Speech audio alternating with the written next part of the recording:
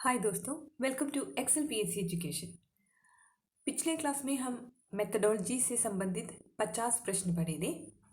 आज हम आगे के प्रश्न पढ़ेंगे। तो पहला प्रश्न ये है, समवाय प्रणाली में शिक्षण होता है? सही उत्तर है विकल्प 2, गद्य पद्य शिक्षण के साथ व्याकरण शिक्षण कराना। अगला प्रश्न, हर्बटीय विधि का एक दोष नहीं है। सही जवाब है ऑप्शन 3, यह शिक्षण के मनोवैज्ञानिक सिद्धांतों पर आधारित है। अगला प्रश्न, शिक्षण विधियों के संदर्भ में कौन सा कथन सही नहीं है?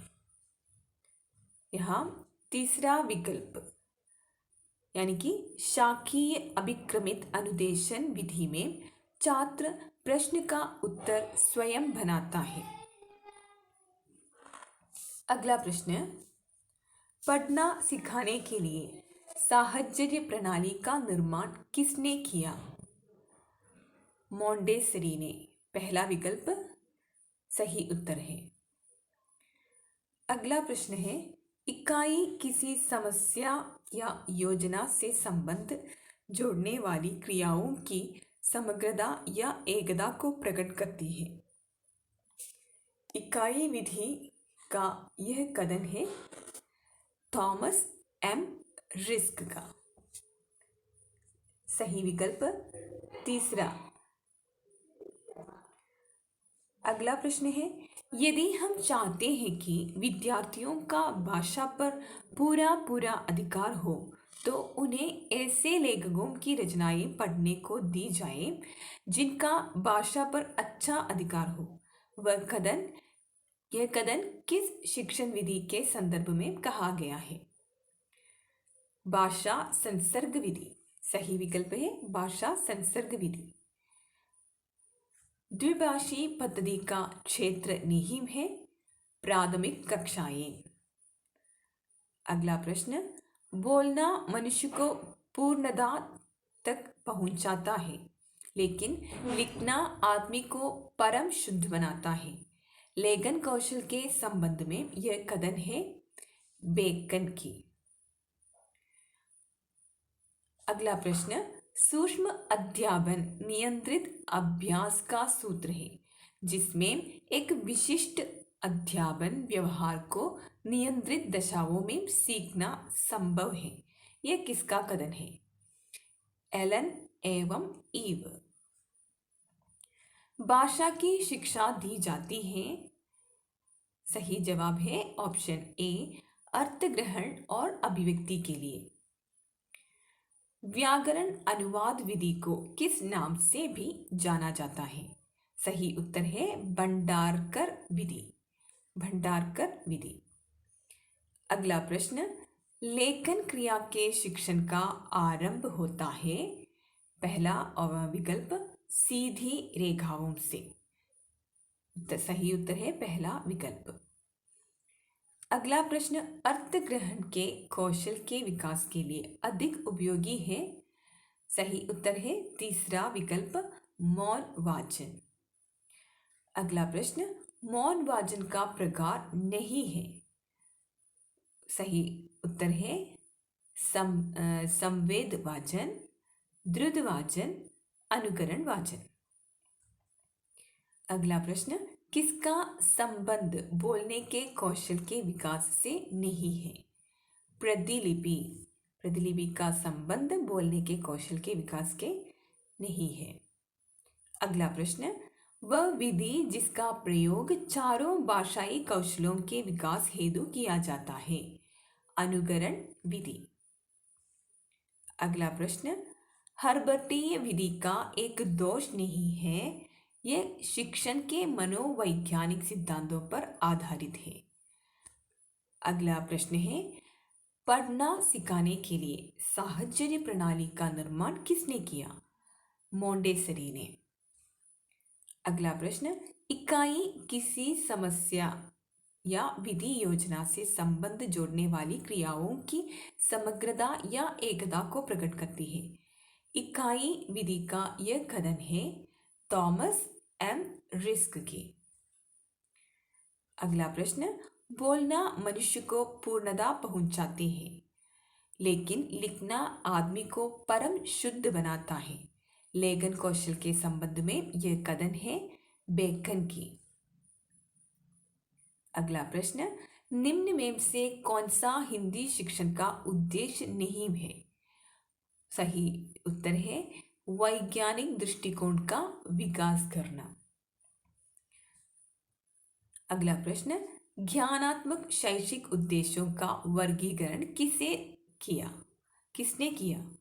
सही उत्तर है बी एस ब्लूम ने किया। अगला प्रश्न, प्रसंगानुकूल भावों विचारों की अभिव्यक्ति हेतु रचना के किसी विशेष रूप का चयन कर क्रमबद्धता बनाए रख सकेगा। नामक अपेक्षित व्यवहारगत परिवर्तन किस उद्देश्य के अंतर्गत आता है? कौशलात्मक उद्देश्य। तीसरा विकल्प सही है। अगला प्रश्न, निम्नलिखित में से कौन सा भावात्मक घटक का उच्च स्तरीय शैक्षिक उद्देश्य है? चरित्रीकरण उद्देश्य। अगला प्रश्न, उसने कहा था कहानी में कौन सी शैली का प्रयोग किया है? पूर्वाभास शैली का। अगला प्रश्न, रसानुभूति किस शिक्षण की विशेषता है? पद्य शिक्षण की। रसानुभूति पद्य शिक्षण की विशेषता है। किस विधि यानी प्रणाली में शिक्षक कथावाचक का स्थान ग्रहण करते हुए प्रसंग की व्याख्या करता है? तीसरा विकल्प सही है व्यास प्रणाली या विधि में। खंडान्वय प्रणाली में भावों का स्पष्टीकरण किया जाता है प्रश्नोत्तर द्वारा। भाषा संसर्ग प्रणाली में विशेष महत्व दिया जाता है व्यावहारिक ज्ञान पर। अगला प्रश्न, इनमें से कौन सी व्याकरण शिक्षण प्रणाली अमनोवैज्ञानिक विधि पर आधारित प्रणाली है? अमनोवैज्ञानिक विधि पर आधारित प्रणाली है। इनमें से कौन सी व्याकरण शिक्षण प्रणाली अमनोवैज्ञानिक विधि पर आधारित प्रणाली है? सही उत्तर है पाठ्य पुस्तक प्रणाली।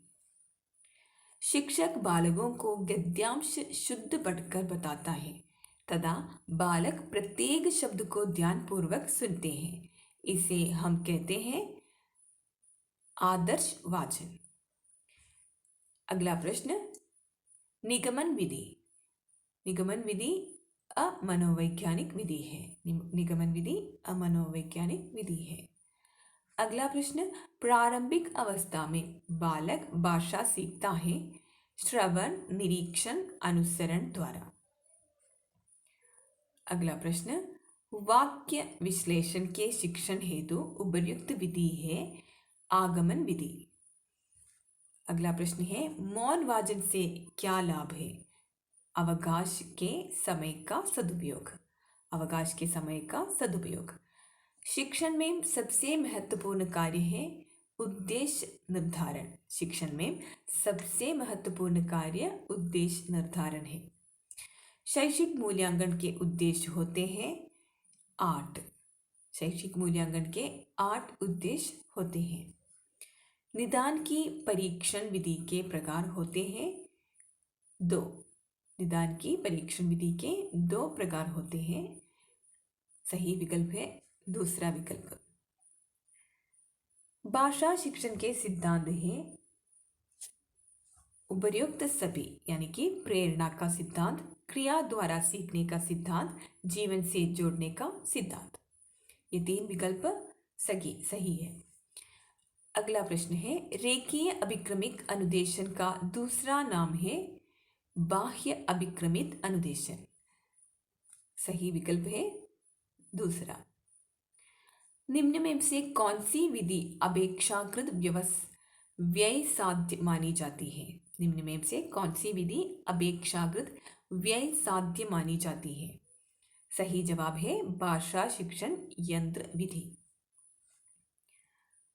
सूक्ष्म शिक्षण अध्यापन नियंत्रित अभ्यास का सूत्र है जिसमें एक विशिष्ट अध्यापन व्यवहार को नियंत्रित दशाओं में सीखना संभव है। सूक्ष्म शिक्षण की यह परिभाषा निम्न में से किसने दी? एलन और ईव।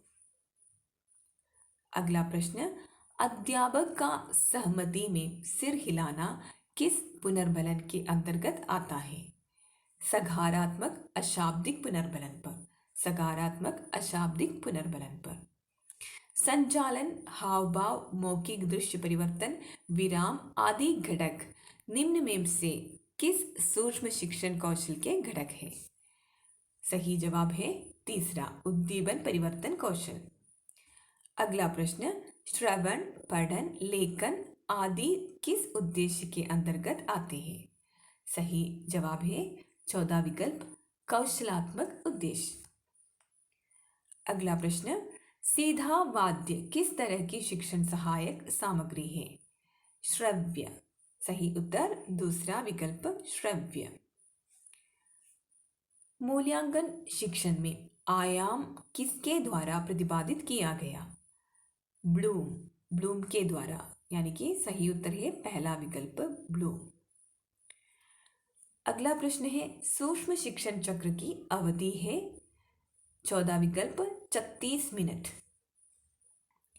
अगला प्रश्न, इकाई योजना का पद नेम है? यहाँ सही उत्तर है पहला विकल्प, प्रस्तावना प्रश्न लिखना। अगला प्रश्न है, शुद्ध लेखन विधि का उद्देश्य नेम है? वाचन गति का विकास। यहाँ दूसरा विकल्प सही है, वाचन गति का विकास। आज का क्लास यही समाप्त करती हूँ। बाकी के प्रश्नों के साथ अगले क्लास में मिलेंगे। तब तक सभी को मेरा नमस्कार। और अगर आपको ये वीडियो अच्छी लगी तो प्लीज़ लाइक कीजिए, शेयर कीजिए, सब्सक्राइब कीजिए।